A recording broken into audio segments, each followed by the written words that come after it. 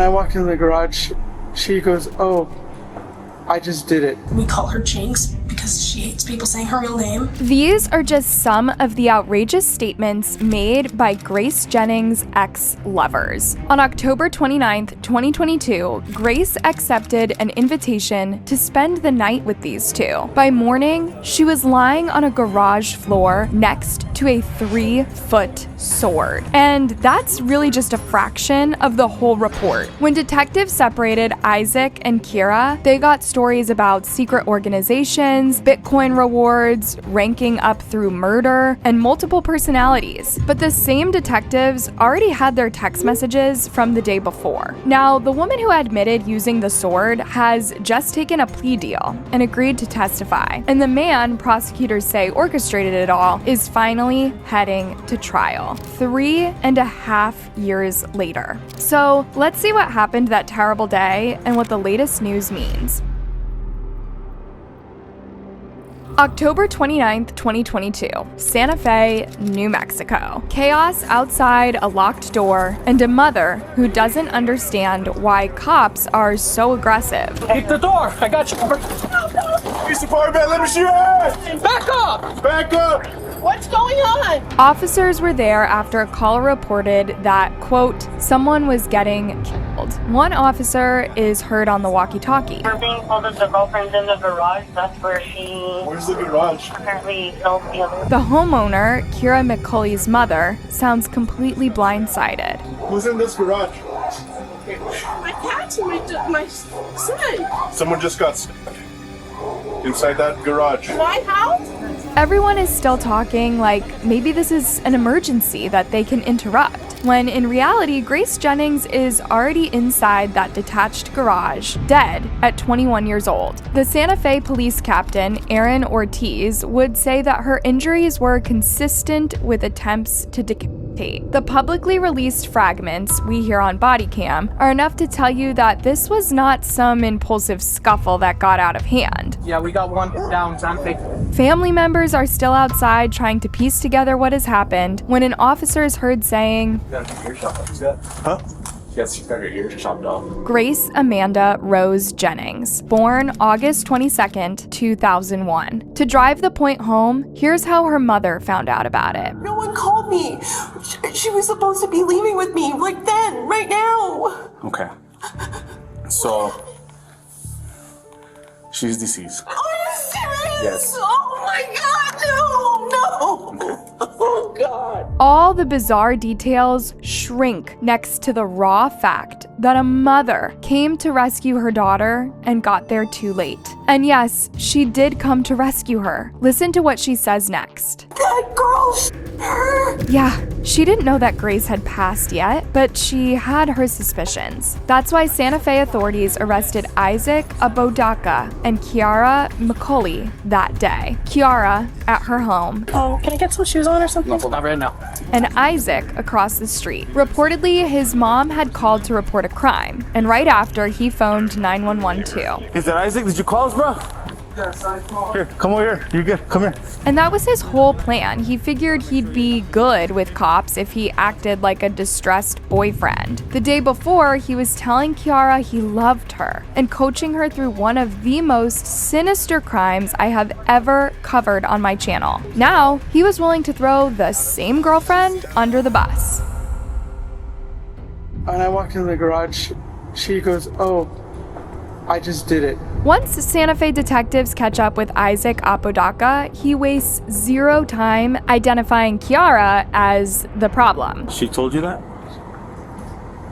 Very calmly and everything, on her hands, and Isaac paints himself as this horrified bystander, and he doubled down inside the patrol car too. I looked at the ground and there was somebody there, and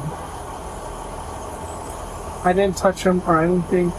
I looked at them and I was like, this is too traumatic for me. Notice how he even referred to Grace as him and them, almost as if he had no idea who Kiara had attacked. but Isaac would be grilled for hours. And during this time, investigators would find evidence that told a whole other story. When they revealed the victim's identity to him, Isaac admitted that he and Grace had dated. When she was 16, I was 20. Okay. I committed a crime there. That line alone tells you so much about the moral landscape here. But Isaac adds more, unprompted. Kiara also has a past with Grace. They are exes to each other. Yeah. This was an entangled mess of former intimacy and jealousy. So from the get-go, detectives realized Isaac's claim was a lie. This didn't really sound like one person who snapped. We were all hanging out. Everybody was talking, happy, normal kind of thing, nonchalant.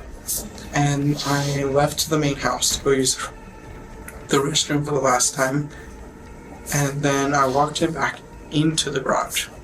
She walks up and goes, I did it. His story would soon fall apart as soon as authorities seized his phone, because investigators allegedly found hours of communication where Isaac coached Kiara step by step on how to take Grace's life. According to prosecutors, Apodaca didn't wield the sword, but encouraged the killing and offered to help clean up. And the more they confronted Isaac with these texts, the more he said, while maintaining that he was an innocent, traumatized bystander. I knew it was going to happen since last night, but I just didn't want it to happen because it's a friend of mine. When the detectives asked him when the attack was planned, he insisted. Kiara planned it out. With Kiara, the interview becomes a whirlwind of contradictions and chaos. Well, any idea why you're here today?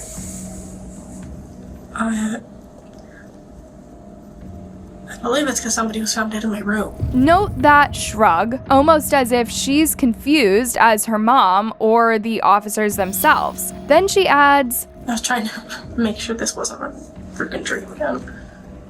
It feels so weird. The detective lets that slide initially. He just asks what exactly she remembers. Well, so I'm really tired, but last night Isaac invited my ex-girlfriend, Grace Jennings, who now is going by Yamko. I don't know anymore.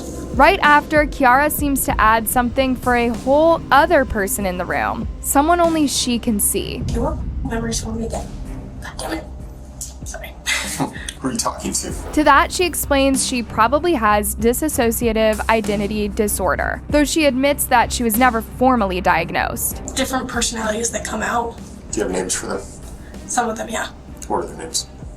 There's Abby, and then there's, we call her Jinx because she hates people saying her real name. Then she says parts of the last night are missing and that's common. So maybe when a personality takes over, core Kiara forgets what happened. That's when she says this haunting thing. It looked like a girth on my wall. She says she can't tell if that happened or if she dreamt that. Tragically though, we know it did. She got her ears chopped off. Is that? Huh? Yes, she's got her ears chopped off. Whether confusion, performance, mental illness, manipulation, or some mix of all three, the room is full of fog. But through that fog, one thing comes through very, very clearly. Her rage for Grace. Listen to what she says when the detective asks her about Grace. Part of me hates her guts. It wants to see her dead. The other part wants to see her get better. She even admits, So you thought about killing Grace a number of times. Yeah. I have dreams about it all the time, and I'm like, I wonder what this will look like in my brain. words like these suggest years of unresolved hostility that had attached itself to one person. And that makes sense considering what Isaac had said. These two had known each other for a few years. But what could lead a couple of ex-high school lovers to feel so much resentment towards one another? Kiara accuses Grace of involvement in an earlier scenario, claiming Grace witnessed it, took money, and then helped circulate a video. Later reporting indicated police confirmed such a report existed, but not with the details Kiara provided. There is no video, there is no proof. This is just something that she is pulling out of the back of her mind. In fact, this criminal attorney noticed the details that Kiara shared, that are way too graphic to share here, were taken straight out of the Thomas Husky case. And I swear she got it from researching the Thomas Husky case. And hovering over all of it is Isaac. Kiara tells detectives he had invited Grace over without asking her. She says she became furious and left to walk. If true, then he did not create the anger, but he may have weaponized it. But before the detective could clear that out, Kiara started talking about a secret society called Ghost. Just when you think that this case could not get any stranger, Kiara tells detectives that there was an organization Isaac led that he called Ghost, a kind of underground force that punished wrongdoers. It's called Ghost. They're like an underground version of cops in a way, but a little more intense and deadly. Then she explains the incentive structure allegedly tied to Grace's killing. He kept trying to tell me, just do it, and you're gonna just kill her. Then you'll get ranked up. Funnily enough, that's the only bit that's aligned with Isaac's interrogation. Remember, you'll move up the ranks, plus you get perks in the black market since this is your first. And that may be exactly how prosecutors frame it at trial. Not as proof Ghost was real, but proof it never needed to be. If Isaac knowingly invented a fantasy hierarchy to influence a mentally unstable partner, then the fake organization becomes a tool of coercion. That shifts this case beyond messy jealousy and into grooming for violence. Has Isaac ever killed anyone? Well, he said he did, but I don't know if it's true. Isaac, for his part, offers a familiar fog of explanations. He minimizes and redirects. However, jurors tend to notice when one person keeps making up new stories faster than facts can keep up. They also tend to dislike people who point fingers and refuse accountability. And here's why Ghost matters for what comes next in 2026. If Kiara takes the stand and says she really believed this world Isaac sold her, prosecutors gain motive and psychological leverage in one witness. If she falls apart, contradicts herself, or protects him, the defense will use that chaos. Either way, Ghost may become one of the most important fake organizations ever discussed in a trial. Kiara McCulley, now 23 years old, has just pleaded guilty to second-degree murder and conspiracy-related charges. Reporting says the plea deal means she has agreed to testify against Isaac. It also means she is expected to serve 30 years in prison. A judge reportedly noted the brutality of the killing when weighing sentencing factors. We are likely to hear this bit during the trial, which is set for July of this year. Here's Kiara talking about her favorite sword. I'm guessing I'm not getting it back. Why not? We have to collect it as evidence. It was $200. Damn, where'd you get her from? Amazon. Amazon. Definitely good. Like I just got it.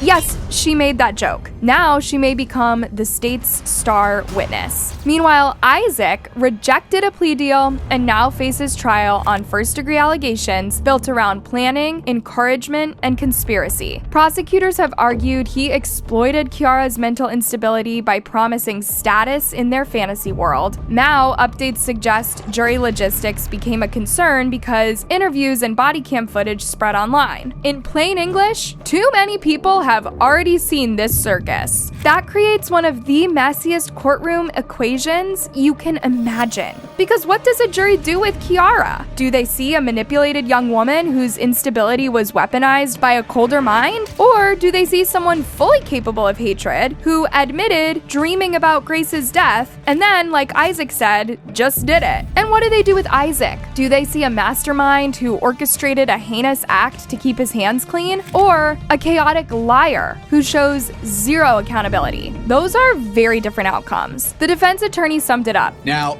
his defense attorneys are going to say, well, she's crazy, she's this, she's that, she's a weak witness. But you know what? I think that actually helps the prosecution because she's actually exhibiting the signs and symptoms of somebody who is weak and can be manipulated. Bottom line, we've yet to follow their jury trial, and it is bound to be pretty explosive. And through all of it, one truth does not move. Grace Jennings is gone, and soon 12 strangers will decide who is responsible. But what will that do for Grace's family? You guys let me know your thoughts and feelings in the comments down below.